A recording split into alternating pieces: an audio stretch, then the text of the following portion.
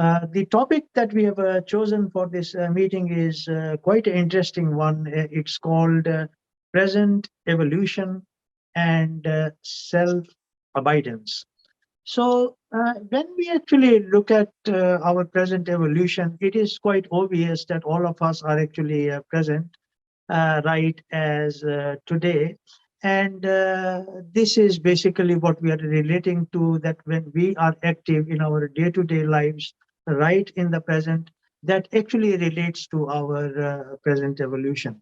So that is a simplified way of explaining our present evolution. But when we look at it at a little bit more wider scale, you see, what we look at is that this is the Earth evolution, right? And then in this Earth evolution, there are different sub-evolutions, just making it very simple. And we are actually in the post-Atlantean period, or what we call as the Aryan period.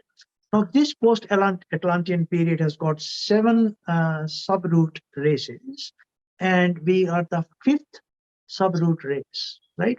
Now, all of us are quite familiar with this fifth subroot race because we are talking about it. If you look at the different religions which have actually come in our present evolution, is it started with Hinduism, and then you've got Christianity, and then the Muslim religion. And so this is how actually we are progressing. Now, one very interesting thing that has happened in our present evolution is that you see the knowledge that has come from the sages has actually opened up, you see, the clarity of what we call as self-abidance. Now, this knowledge has come through, you see, certain entities. We can start from the time of Gautam Buddha, then we come down to Shankaracharya, Shankaracharya's guru Gaudapada, and then we have Sage Ramana in our present times. And originally, you see, this knowledge of self-abidance had come from the sage Yog Vashisht, who was the guru of Lord Rama. I'm referring back to the Indian lore, or the Indian sages. If you look at the other parts like Christianity, there was Jesus. In the Muslim religion, there was Muhammad, and so it is all scattered, and it is all sort of a collective knowledge, that the knowledge of absorbing in the reality. And what is reality? Reality is this simple consciousness, which is the absolute, which is the Christ, which is the Allah, or which is the Brahman, or the so-called uh, God of the Hindus, right? It is all different names given to the same entity. But what I always communicate is that just leave it to this simple word consciousness. Everyone is actually familiar with it, and there is nothing actually that we can undertake without the presence of consciousness, right? So we are at a very interesting crossroad, that the knowledge of this changeless reality, consciousness, came to us from various sources like Buddha, Jesus, or Ramana Maharishi. And then you see, as all this is melting, into the present uh, family of human beings, particularly those who are present on Earth, we are preparing and moving forward to the welcoming of the next subroot race, which is the sixth subroot race, which is going to be, they say, a golden period. But you see, out of a million at present here on Earth, hardly few will actually go to the sixth root race. There is a very small percentage of the present selfish human race, you see, those who are actually selfless, which will move on. So it is in light of these discussions that we took up the topic of present evolution and self-abidance. So with these words, I'll hand it to John Bater who will give us a talk for about 40, 45 minutes on this topic. John, would you like to please join in? Thank you, Anil. Can everybody hear me? I assume good. Okay. Look, one of the qualities of our age is we can actually become self-directing. We can actually make decisions on ourselves. So what I ask, there's a quality that we may or may not have, and that's called openness to different concepts. I'm preparing myself, of course.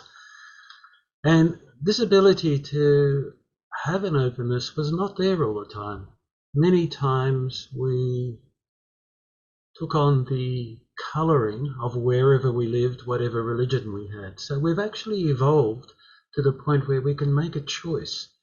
Can I listen to something and not necessarily reject it, but not necessarily accept it? You can wait for it. You may have ideas why you accept it. So I'm going to sort of present a picture which may be a little bit foreign to you today. Many of you have heard it, but some of the points. So what I ask you is to really practice the self-development part of openness. If it may appear different, it could be different to what you've heard. Okay, now what I did, Anil, was to distillate your topic, and I'll, in my own words, and I hope it reflects it. How have sages like Ramana and Rudolf Steiner, Deniswa Junov, via evolution led to a knowledge of self-abidance? Or how, through evolution, have the scriptures like the Gita arisen? I'm just going to share a screen at the moment. Can everybody see the screen? Great, because that's the title. I hope it's the correct title, the way you've wanted to do it. And here we have three great spiritual teachers, Deniswa Junov, Ramana, and Rudolf Steiner. They presented different aspects. They didn't quite present the same thing, but in their teachings, self-abidance was a property of their teachings. Well, first of all, we know Ramana. Everyone's familiar. He taught, basically, look at that which is doing the awareness in you and be that, abide in that. I think, look, that's just words. Until you do it, it becomes different. Now, if we move to Rudolf Steiner, now, Rudolf Steiner came from a different direction. He had a different mission. Some of you may know that his legacy is about 300 books, maybe 30 written, and the rest, his lectures written down. But from the point of view of the intellect to a certain extent. But his teaching, when he taught the practice of meditation, he said eventually, as you practice with the various meditations, the idea is to totally eliminate all the meditations and be into that silence without nothing else coming into that space. Sounds a little bit like self-abidance. We come to Peter Junov. Now, he's not as well known. He was restricted to Bulgaria. The language is a little bit foreign to most people. From writings, he's a Christian mystic, and he gave many, many lectures which are now being translated into English. But he was such that he had many thousands of followers, and he taught about the coming age, what we call the sixth sub-root race, or the sixth sub-epoch, depending on what terms. It's interesting, Anil, that the root race system, some people have thought it's no longer appropriate to use the word race. So it's interesting, you know, the changes. This is an evolutionary change. Root race was, and the same thing with the Aryan race. We can call it the fifth post-Atlantean epoch, or the post-Atlantean major epoch. In other words, the one after Atlantis, or the fifth major epoch. We can even call it the Aryan epoch, and we can call it the first Aryan sub-race as well. But again, the terminology. It's interesting how in the past things were acceptable and people knew what was meant. But now it's sort of said, so is that evolution? Well, in a way it is. In a way it is. What have we got to do? We've got to become conscious of the other person. So here we have now. So Peter Junoff led many of the people to practice self-development and to look towards the sixth root race in terms of practices. Now he died in 1944. I believe Ramana died in 1949, but his legacy goes on. And Rudolf Steiner died in 1925, and his legacy goes on. So all three. Now, what's happening here, and this is quite remarkable, all three teachers are merging with their teaching. I find that quite remarkable. Before, we could only have one teacher. But now we're looking at the qualities of all three, and all three offer something different. And let's take Ramana. He really went into self-abidance. He really presented that picture because he said, look, that's the only teaching I have. And that's important. So this is a picture of the three teachers that I was asked to speak about. So the question remains at the moment, how did they get to be teachers? Now, we can't really understand how they became to be teachers unless we look at evolution. And I call it evolution of consciousness, or evolution into consciousness. Now, we might say this world is Maya from a certain perspective, which it is. But we can also talk about that we are able today to master the earth, to know its laws, to mould it, and to shape it for our use. Just look at this Zoom event today. Look what's gone into this technology. Look how many thousands of man-hours has come through computer chips, computers, transmission line, understanding the radio waves. Okay, it's all materialistic, I agree, but we're now putting it to a spiritual purpose. We now are able to communicate with each other spiritually by using this materialistic technology. At the same time, we could use this material technology for egotism. We can abuse it. We can make money out of abusing other people through this technology. So that's a new quality we've got. We've got freedom. We are free. Now, sometimes we're not free. Sometimes we're impelled to abuse another person through our sympathies and antipathies. And some people can be very conscious in misusing their consciousness for their own ends. So we have freedom. Something new that wasn't really apparent beforehand. So to get a feeling of where Ramana, Peter Junoff or Rudolf Steiner came from, I'm going to go back right to the beginning. But I just want you to get a feeling, just as a meditative principle. I'm not going to explain it fully because I've been through that before, just to get a feeling of the journey of consciousness. I'm going to change I should have done this one first. And now I'm going to go to this one.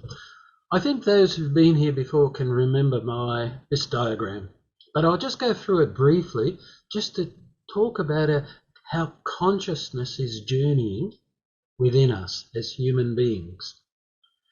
As human beings on old Saturn, our consciousness was that like the minerals. Can you imagine that? Let's try and imagine. Imagine the minerals. What sort of consciousness do they have? They have the deepest of deepest sleep consciousness. We almost cannot imagine what the mineral consciousness is. That was us. That was our ancestors. Now, the question is, could we at that stage abide in self? It's a question that probably doesn't make sense, because how can the minerals abide in self if they can't have any will? I'm just putting that question. So in this state called old Saturn, it eventually reached a peak where we as with the mineral consciousness, reached a high evolution in the mineral world. And like anything that builds up, it must be built down due to karma. So it was built down, and a seed was carried over to a new condition called the old sun. And here our consciousness, we developed something called life, and we had the consciousness of a plant. Now here we can relate to plant consciousness. We have that in deep sleep. So now, but again, from mineral consciousness to plant consciousness, try and feel that transition. Now let's go from old sun to old moon. When in old sun, when this plant consciousness had reached the perfection that it needed to do, again it built down into a seed form and carried over to a new state called the old moon. And in the old moon, we had the consciousness of an animal, a dreaming consciousness. We were in perpetual dream state. So we had the plant within us, like the animals have. They have life. They have the mineral content. And so on old moon, we were similar, except we were in a higher state. Now we come to a thing called the earth. Whoops. If we talk about the earth, this is the present. This is the fourth state of consciousness of the earth, or the fourth state of the earth. Now here, in a period which I can point to, it's just a time in the middle of the earth period. In the middle of the earth period, here, we as human beings received something, a gift of the divine. We received a drop of self into our being. So we became different from the animal now. But it wasn't until the middle of what we call Atlantis. In the middle of Atlantis, finally we said, I. And that was an incredible thing. It was when the etheric body coincided with the physical body. We could say I to ourselves. Now, before that, this consciousness is repeated every time we are born. When does a child say I to themselves? At what age? It's between 2 and 3 years of age. So every time we are born, we repeat our whole evolutionary process that we have gone through, except much quicker. So the child in 2.5 years is now at the stage of the middle of Atlantis. He can say I to himself. Okay, now let's go a little bit further. In the middle of towards the last third of Atlantis, we could say that a being who's called Manu, and he's mentioned in the Indian scriptures quite extensively. Manu, you could say, was the leader of Atlantean civilization as well as our civilization. Now Manu, you could also say that he was, leader of the Sun Oracle. Now the Sun Oracle is just a mystery center. I'm just using terms. I'm not going to explain it further, but the Sun Oracle had something to do with our present sun, of course. In other words, in reaching out to the forces and drawing them down to the earth. Now, towards the 2/3 into the Atlantean period, Manu gathered the most advanced people around him of the post-Atlantean. What does it mean by advanced?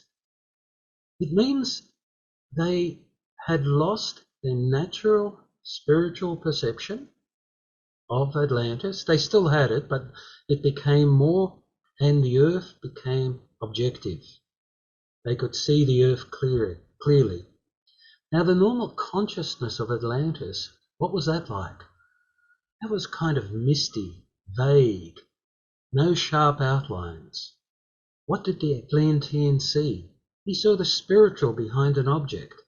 So if an object was dangerous, like a wild animal, he would see the aura or the spiritual part of that animal and know that it was dangerous. What happened to the Atlantean at night? He then awoke, one could say, into self or the spiritual world, or in other words, he walked with the gods. Now, many people say we were always that, except we don't remember it. Here's the state in Atlantis where we were. We were totally immersed in the spiritual world at night, but during the day, it was as though we slept. The earth was misty and dark, and yet that was the earth that we walked upon. So 2/3 of the way into Atlantis, Manu gathered the most advanced people, the people who were beginning to think, the people who had less clairvoyance, because that was falling away. Because as evolution proceeds, if you gain something, you also lose something else. So what was happening in ancient Atlantis was that the clairvoyance or the knowledge of self was being, natural knowledge was being lost. What I mean natural, the people don't have to do an effort. There's no effort to do anything. And so that natural clairvoyance was being lost. And so he gathered a group of people and migrated from Atlantis across the top of Europe to the middle of Asia. And from there, these people were isolated. They were then brought up in isolation so they could prepare the new, what we call the fifth post-Atlantean epoch. And when the time was right, we can talk about a time around about 7,200 BC. Manu had led the people to what we call India. And from there, the ancient Indian culture began. Now that culture, what was a characteristic of that culture? The culture was that basically the average person in the ancient Indian continent did no longer had any spiritual awareness, but they remembered the life in Atlantis. So there was a desire to go back to Atlantis. And Manu had also appointed 7 individuals, we know them as the 7 holy rishis, to lead the ancient Indian civilization forward. Now, these people were special in the sense that I talked about the Sun Oracle in Atlantis. There are also the Venus Oracle, the Mercury Oracle, the Jupiter. All they were centers that the forces of the planets were received, and they worked with those forces of the respective planets.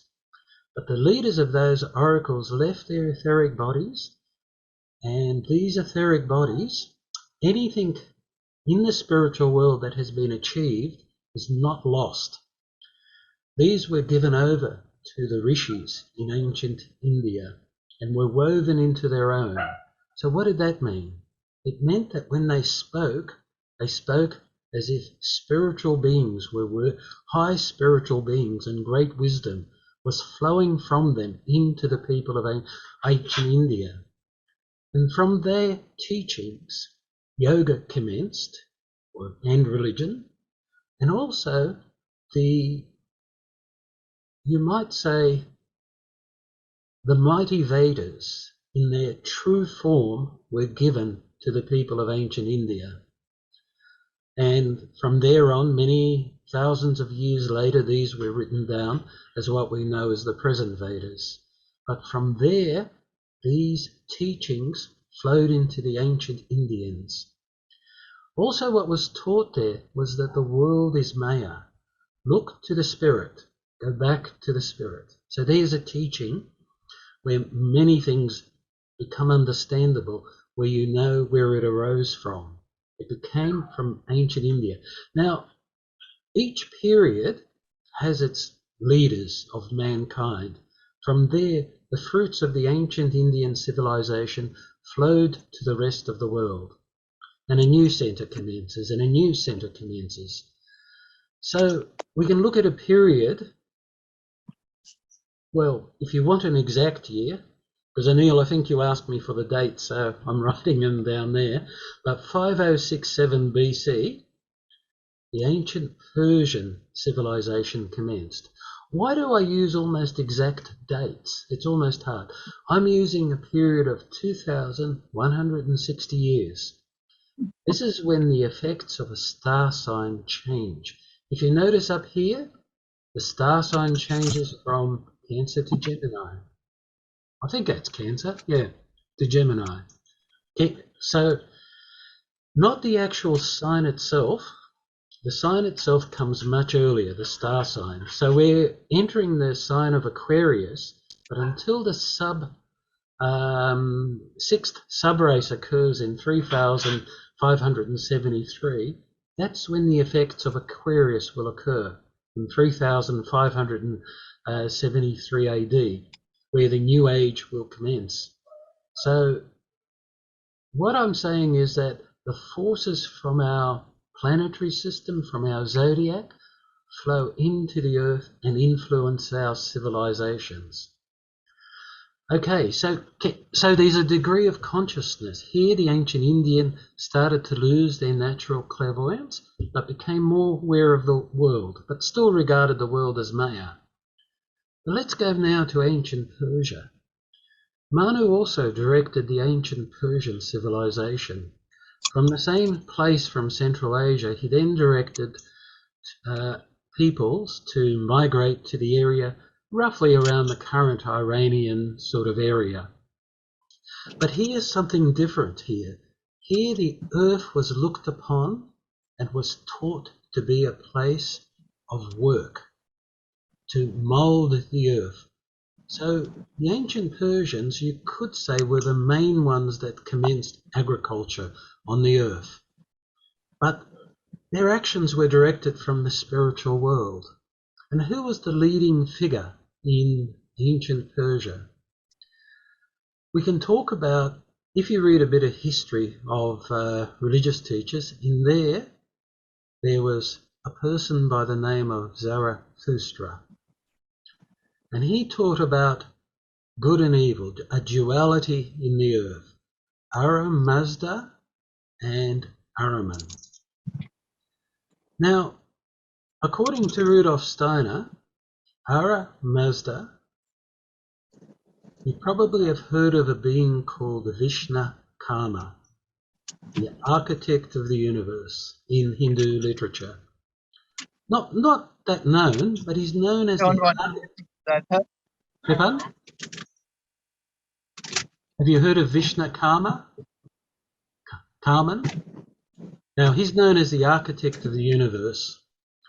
So according to Rudolf Steiner, Ahura Mazda, Vishnu Karman, and then the being that is generally called the Christ being. He says they're the same being. Sorry, John. I just wanted to correct. It's actually Vishwakarma. Yes. Well, No, sorry, that's all right. yeah, that's all right. I got no problems of correction. Wait a minute. Yes, my pronunciation is bad.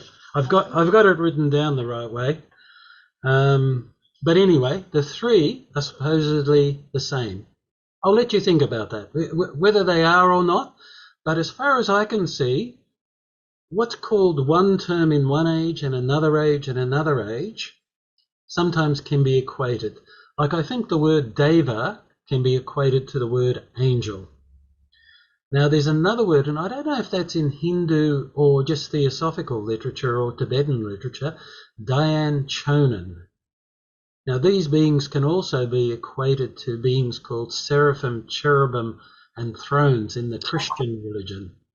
So there's a lot of cross-correlation, and it's just finding that correlations if one can.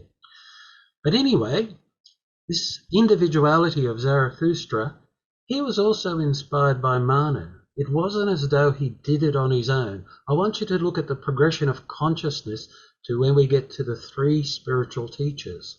Did they have the same inspiration? So a divine spiritual being actually worked through Zarathustra and produced the great ancient Persian age. Now, Zarathustra had reached such a perfection of his physical, etheric and astral body, he was able to preserve his etheric body and his astral body and give it over to a later age, just as the holy rishis had the etheric bodies of the leaders of the Atlantean age. This is important to note, that the spiritual world does preserve things that have been achieved by human beings here on earth. Now, so what we now have is the real working of the earth, working with the earth. Whereas the Indian age, it was almost the opposite. The earth was regarded as Maya, and so really there was not much agriculture, not much outward moulding of the earth. It was a little bit like the Atlantean, living with nature. And now we come to the third age. Now, here it is said that an individuality by the name of Hermes commenced this age. And we can talk about 2000, roughly. Look, this is when the star signs change their effects, if you want to put a term, but sometimes things occur beforehand and things occur afterwards, but 2907 BC. So the individuality Hermes inspired the Egyptian age. So what was the Egyptian age, if we look at it? First of all, the consciousness of the upper spiritual world, if I use it, or self, or the highest regions of self, had disappeared from the everyday person. They may have seen the spirituality in the plants, in the animals, but as far as the everyday person, the spiritual world had disappeared, and in its place a clearer consciousness of the world appeared. Can you see? I'm giving a journey of consciousness into earth matter. So it's becoming stronger and stronger for the everyday person. But in order to achieve spiritual sight in the highest levels, a strict spiritual training had to be undergone in the Egyptian period, because the bodies, our physical bodies, have become much harder than, say, in the Atlanteans, in the ancient Indians. In the ancient Indians, a bit of practice of yoga, and they could achieve recognition of self again. They could live and abide in self without too much effort. Whereas now in the Egyptian, if you wanted to reach those high levels, you had to go through a strict training, and not only a strict training, there had to be 12 helpers, and you were the 13th, and you were as if you left your body. You could only experience those realms by leaving your body, almost as if you were dead. In other words, your etheric body was taken away from your physical, and it was just a matter of degree. It was as though, and some Indian spiritual teachers have achieved that as well. They can go into states of suspended animation. It's as if there's no breathing, there's no heartbeat, there's no anything. I think I've read a lot about that as well. But this was a normal practice. And by being detached from the physical body, which is now becoming coarser, they could see into the spiritual world and then come back, and an imprint of that was imprinted into their memory of what they saw. So that was the way of, but what did they do there? They then saw the laws of the stars. They were able to follow the stars, and from the configurations of the stars, shape their social system in Egyptian life and build those magnificent structures which we see as pyramids. So now we're now really working the earth. You won't find much from the ancient Persian in terms of structures, and almost nothing of the ancient Indian in any structures. These came later. There were a few Indian ages, as I put it, but the first one was the leader of the human world evolution at that stage. And a lot of the fruits kept on spreading through the ages. Okay, now I've just got to look at the time. I was told to keep a certain time, so, oops, sorry. Now we come to the fourth age, and this is truly where the human being becomes for the first time a personality. Can you see a progression? Can you feel this progression into matter? I'm just trying to get you as an experience from high spiritual realms, misty, non-objective, and now the Greek could look into matter. And what he could do is, through his own being, he could bring the spirit down into matter. He could mold it into the Grecian art. If you look at the art, it's quite magnificent in terms of its reproduction. I don't know if we've ever met that again. It achieved a high stage of bringing spirit into matter and working matter. What else developed there? Now, I've tried to look before 600 BC or 700 BC. I couldn't find anything in historical documents about thinking, individualized thinking. After 700 to 600 BC, thinking and philosophy developed in a small group of people called the ancient Grecians. Just a small group, 300,000. The rest of the world was still happening. There were millions of people around the place. But in this small group, I'm not quite sure, 500,000 or whatever it was, they were chosen to develop certain special qualities. But to give you an example of how the spiritual world works, which may be obnoxious to us now when we consider Russia and Ukraine. When Greece had achieved in around about 300 BC its maximum, you might say, it achieved its purpose of evolution, a certain person by the name of Alexander. Now, not that he was conscious of it, not that he knew what he was wanting to do to spread Greek culture in the world. A certain person by the name of Alexander was given certain abilities to unite all the Greeks together and then to conquer the world. Now you imagine, I don't know what the Persians had, but I think the Persians had about something like 700,000 troops. And there was Alexander with something like 100, 200,000 facing this huge Persian army. Now, so something was with Alexander because he beat the Persian army with a small number. So when the spiritual world needs something to happen, it happens.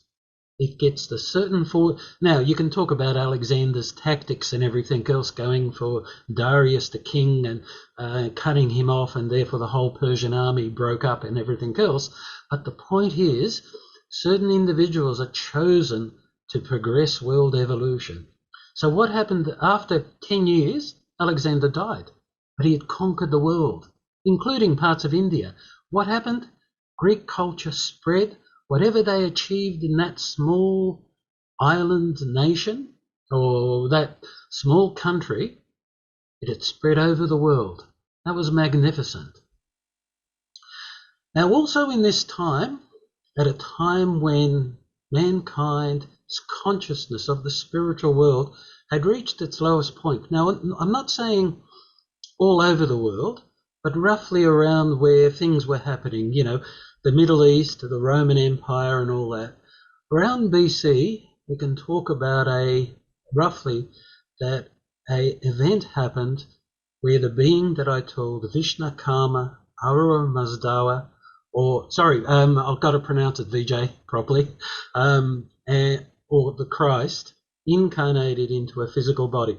Now, that is a mission which it had nothing to do with the teaching of Christianity, by the way. That event has nothing to do. You might say they're the carriers of when we will know what that event really means in the 6th root race or the 6th sub-epoch. And this was what Beniswa Junov was trying to put forward, that something was going to happen in the 6th sub-root race. So the beginning of it was that incarnation.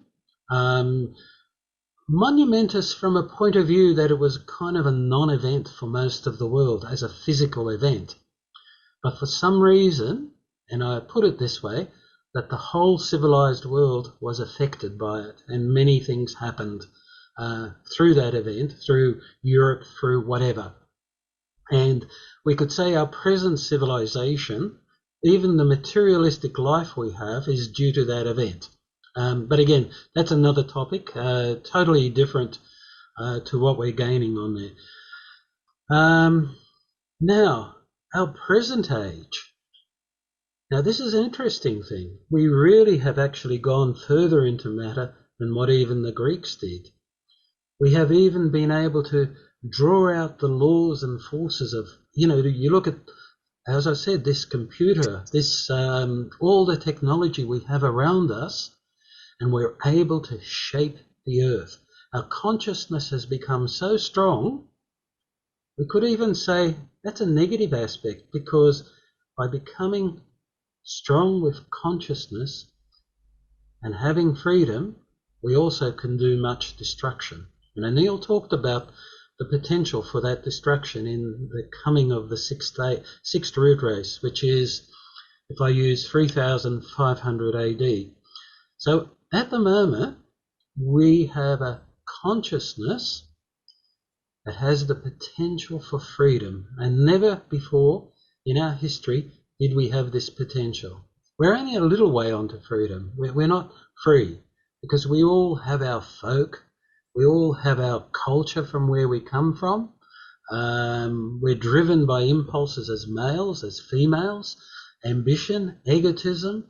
Whenever we've got these impulses, there is no freedom. We are driven by forces. So you can see a trend. We're incarnating more and more into matter. But I'll make a statement at the moment. The natural course of what we were to follow, if we did nothing, I'd call de-evolution, meaning we will go backwards. When we mentioned the previous stages, it was built up, reached a peak, and then it had to de-build itself into a seed form. And this is what's going to happen to us at the moment. If we look at the law of karma, whether it's individual karma or whether it's group karma, we are de-evolving naturally if we don't do anything. And so events are going to come which we're not going to be happy with and not comfortable with into the future. However, we have choices. We can now, through freedom, take up spiritual practices, whether we abide in self, whether we meditate, whether we become more conscious through the literature. We can take these practices up and achieve a spiritual or consciousness of self in freedom. Now, Vijay mentioned there are no more gurus before in a private conversation, and it's true. We have got to choose that, be our own guru, and use these spiritual teachers like Ramana, Beniswa Junov, or Rudolf Steiner as teachers, so we can guide ourselves onto this journey.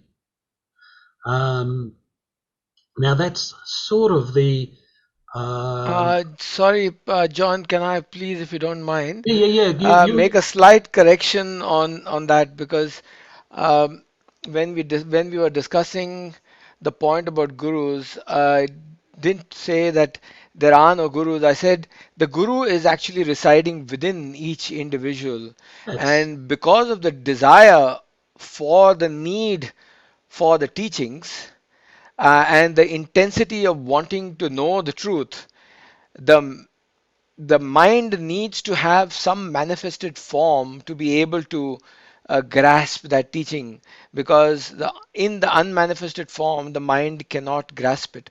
That is why the guru manifests for that ardent devotee and the disciple, and comes in the form of the guru.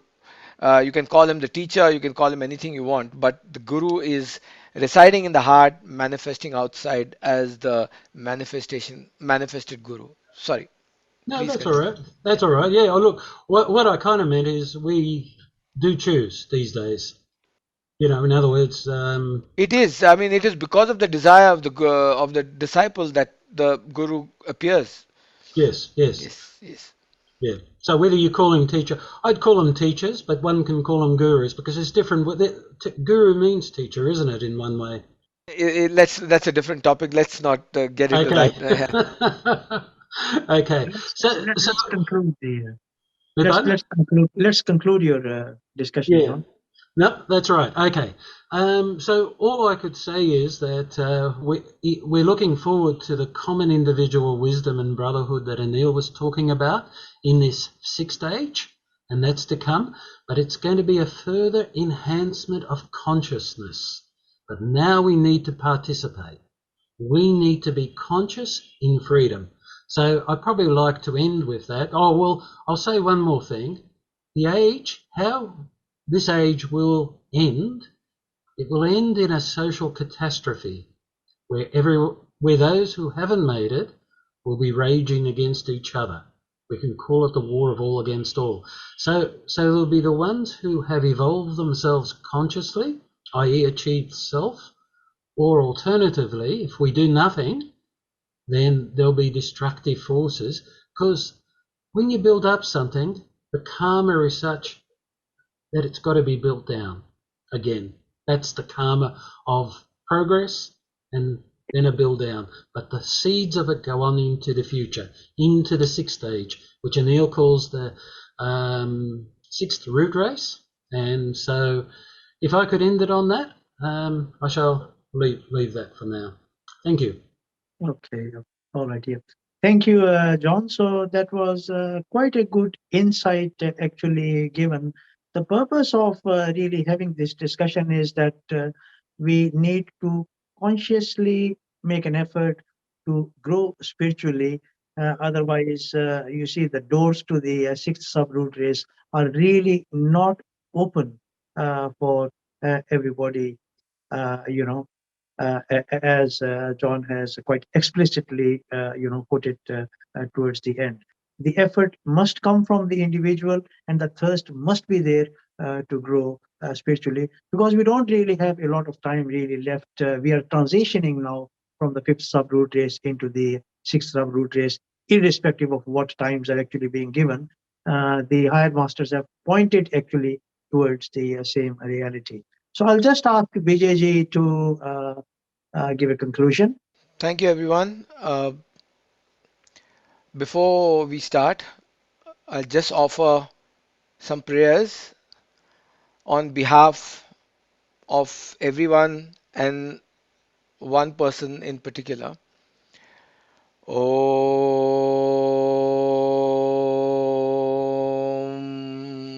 त्र्यम्बकं यजामहे सुगन्धिं पुष्टिवर्धनम् उर्वारुकमिव बन्धनान् मृत्योर्मुक्षीयमामृतात् ॐ त्र्यम्बकं यजामहे सुगन्धिं पुष्टिवर्धनम् उर्वारुकमिव बन्धनान् मृत्योर्मुक्षीयमामृतात् ॐ त्र्यम्बकं यजामहे सुगन्धिं पुष्टिवर्धनम् उर्वारुकमिव बन्धनान् मृत्योर्मुक्षीयमामृतात् ॐ त्र्यम्बकं यजामहे सुगन्धिं पुष्टिवर्धनम् उर्वारुकमिव बन्धनान् मृत्योर्मुक्षीयमामृतात् ॐ त्र्यम्बकं यजामहे सुगन्धिं पुष्टिवर्धनम् उर्वारुकमिव बन्धनान् मृत्योर्मुक्षीयमामृतात् ॐ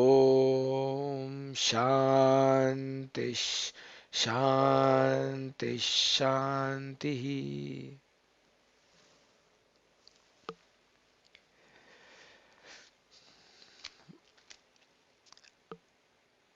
So this topic that John was discussing on the request of Anil ji was a topic more so not to talk about the different aspects of when and what started and how the progression of the races have gone on or whatever, but the important aspect and the meaning of this whole discussion was to try and provide some sort of an impetus to everyone concerned and especially people on the spiritual path, to try and uh, enhance their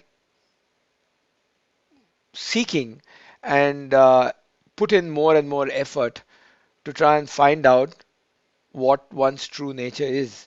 Because uh, all said and done, whatever has been discussed may or not make sense to everyone, but the important thing is that there's limited time. A person comes in to this life and then goes away. What happens before, what happens after, we don't know. There are some people who may, be mediums who can understand that, but 99.9% people don't know. They only know what happens between when the body enters life and body leaves life. So within that span of working for that individual, uh, the ups and downs of life, the wanting, the desires are constant all the time. And when that happens, one is totally engrossed with the mind workings. And when that happens, there is suffering. I mean, pain is there, no doubt about it. Happiness is also there, but all temporary and all passing phases. And each individual goes through these trammels of life and ends up in bearing all the suffering. The idea is not to remove pain, because the as long as the body is there, pain will be there, and whatever has to come to the body will happen. But the associated suffering that ensues because of the association, that is what causes all the likes and the dislikes and the joys and the sufferings and the etc etc, good and the bad. So the whole exercise of the effort that an individual puts in on the spiritual path is to realize that all there is consciousness. And as we are discussing this and the speaking is happening and the listening is happening, if one keeps a keen note on what is being spoken and what is not being spoken, but look behind the listener, and who is doing the listening? Am I doing the listening, as in the individual who is listening? Or is there something else which is actually prior to this listening, who is observing this? This consciousness is the one that is prior to this listening. And the there is only this consciousness that is prior to this speaking. Because speaking is happening as a consequence of the mind and the actions and the vocal cords, etc., etc. But all this is happening on the platform, on the substratum of consciousness. It is like the screen, and the image is floating across. It's like the ocean and the waves on the surface of the ocean. The waves are the water, and water is the ocean. And that's all. The truth is that it is only and only water. And that is what it is. That there is all there is consciousness. Whether you call it God, or whether you call it Ahura Mazda, whether you call it Brahman, you call it anything you want, it makes no difference. As Anilji was mentioning, that consciousness is a good word. Well, consciousness is also a word.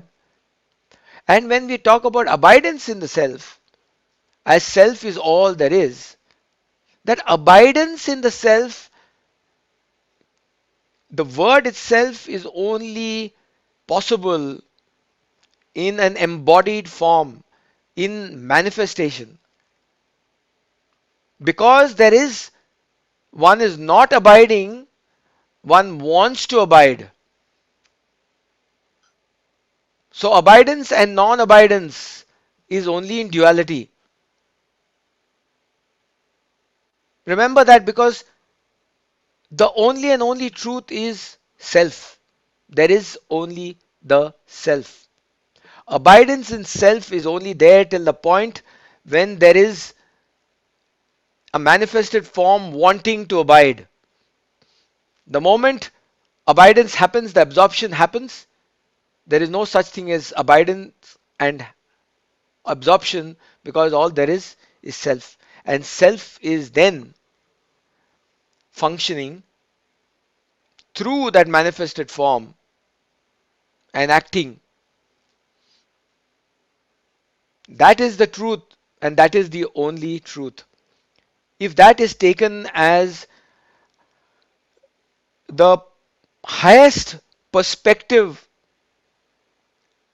of realization, or whatever you call it, even realization is only a word, but if that is taken as the pinnacle, and then the striving continues on for that individual, strive on the path continuously, keeping that goal as the pinnacle, then the entire cosmic consciousness, that pure awareness, will be driven to lift that individual up to the platform and to that highest pinnacle of wisdom. Because all the forces will abide in trying to lift that individual up. Because the longing is there, the effort is there, all the ingredients are there for that pure consciousness to actually lift that individual. So, the two most important things are the keen desire and the effort. When that happens, finally it just becomes effortless, because there is no effort. You already are that. The discussion was happening when was somebody was saying, but how does it really matter? We are already the self. There's no need to do anything, because we are already the self. So whether we abide or we don't abide, it doesn't matter. We are already the self. Well, if that is the case, that is fine. But then, if you want to continue to suffer, that is also fine.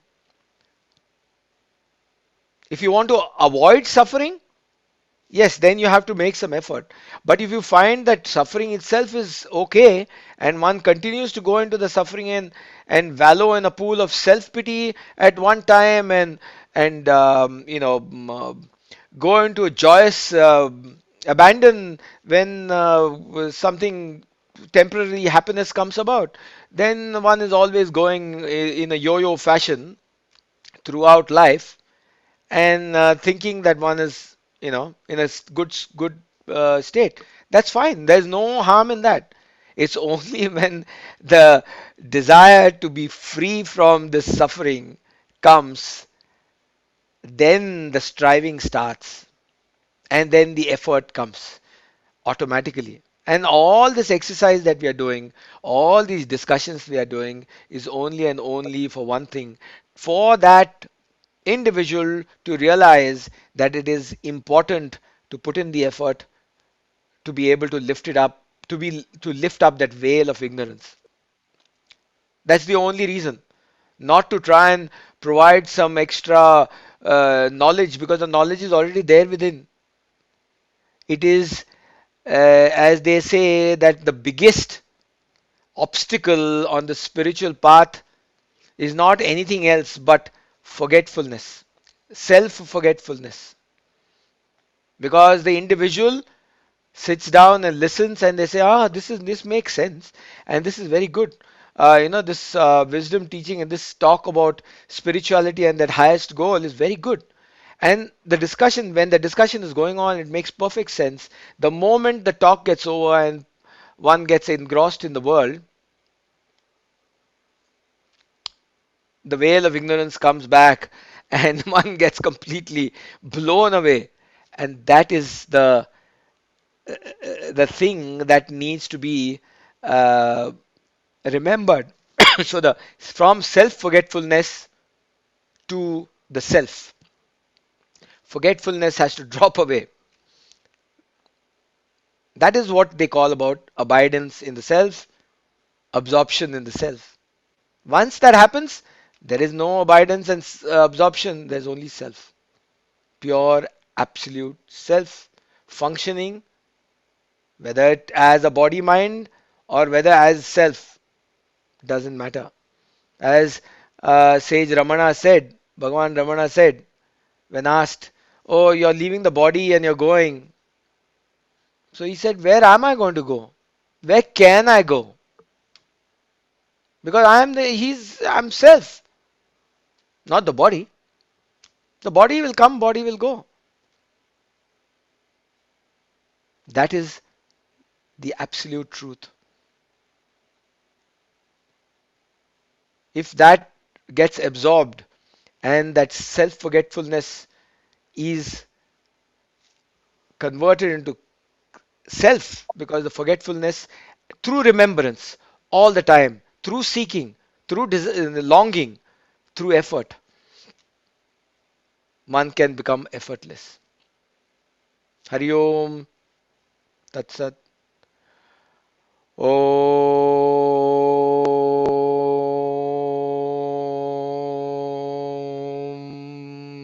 Purnamadah Purnamidam Purnaat Purnamudachyate Purnasya Purnamadaya Purnameva Vashishyate.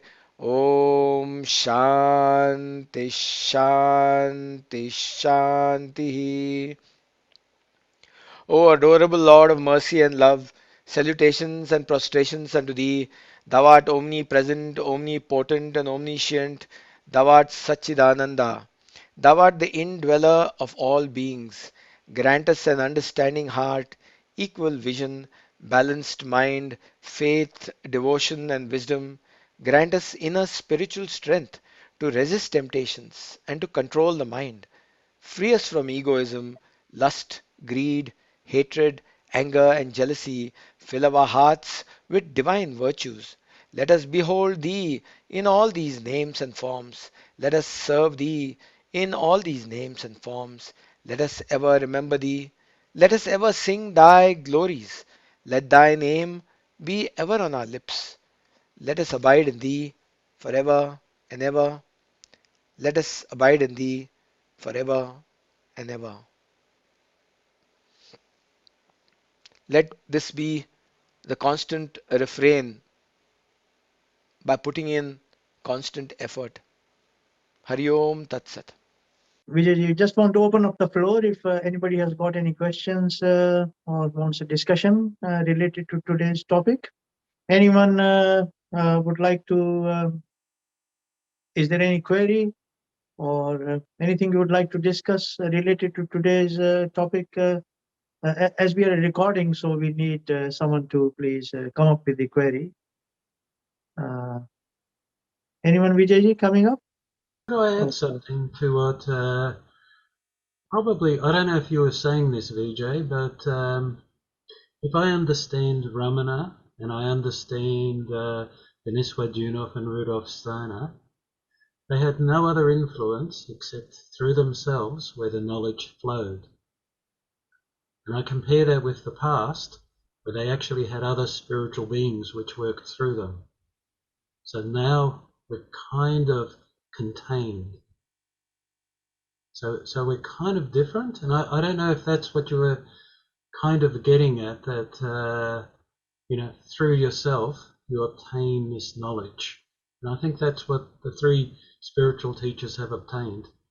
But they're at that stage now, whereas in the past that couldn't happen. It's it's always been the case that the truth is always one. It doesn't change, and consciousness is is all there is. There is nothing else. The self is all there is, whether you call it self or consciousness, awareness, whatever. These are only words, but that is all there is. So when that is all there is, it resides within each individual, and if you use that and you call upon that to give you that strength and guide you, each individual can do so without any issues at all. Maybe in one case, that guru within guides that individual, and in many cases, that guru within manifests as a guru outside to be able to guide that individual from the outside, because that individual needs guidance from the outside. That's all there is. But the guru always resides within. Guru or that guide or the teacher, whatever you can call it. Oh, all right, yeah. Is there anyone else? Any other query, please? I want to ask, um, as Vijayji is saying that there is always that guru within, and we have to have the ability to access that wisdom within us. And if not, a guru from outside appears to clarify your doubts. Is that correct? Is my understanding correct, Vijayji? Ruchikaji, yes, you're right. The individual only has to have the keen desire, keen longing, and the ability to put in the effort. Whether that effort is good or bad, don't worry about that. Bas- Because Hmm, there was this dacoit who became Sage Valmiki hmm, by repeating the name Rama as Mara, which is just the opposite of what Rama is. Because by he heard when um, uh, he was told to repeat Rama, he repeated Mara, Mara, Mara instead of Rama. And that Mara, Mara, Mara, Mara became Rama. But the point is that it is the sincerity with which you do it. It is not what you do, it is the sincerity and the longing. When that happens, automatically the entire cosmic forces join in to provide you that, which is seated in your heart, will automatically guide you. There is no doubt about that. So sincerity and consistency in your effort is Consistent. Yes. consistency Two and the faith. main criteria. That's right. Hmm. Thank you. Yeah, so just adding to your question, Ruchikaji, you got to Hmm. keep in mind that consciousness, which is the ultimate and the absolute reality that is actually ever present, and it knows, right? Look, there is nothing which is hidden from consciousness, whatever it may be. So when the efforts are sincere, right, and Hmm. you go a certain way and you want to attain that state of self-abidance or self-absorption, naturally, even Sage Ramana has said, whether in embodied form or in disembodied form, the so-called guru, right, who will give you the knowledge which is required for you at that point in time, will appear and guide you to that state. So this is historically it has been so, you see. So either way, the guidance comes. But if there is no effort, how can the guidance come? And Hmm. as you know, that you see, as you know this very clearly, that what we desire is basically that is what we achieve. So when the desire is so intense and it is so strong, it cannot be, it cannot be that this consciousness or the reality will not make that person appear, whether in a disembodied form or in an embodied form, who is illuminated and will guide you correctly to actually attaining that state. Right? And So, the point is that there is clarity which comes even when you are making efforts, but that clarity does not remain there forever. Or that does that mean lack of effort? you see, clarity is only up to the point of reaching and knowing the presence of consciousness. Beyond that, you don't need any clarity. Clarity is an effort to fully understand without any doubt that consciousness is the self.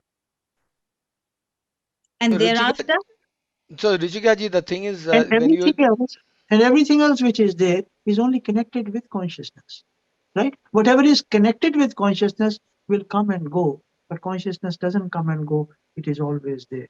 So naturally, you see, the understanding of this aspect comes as you go forward. Thank you. Thank you. Right? Even now, whatever we are talking, all these things are only connected with consciousness. They can be as beautiful, as what it may be, but they all pass.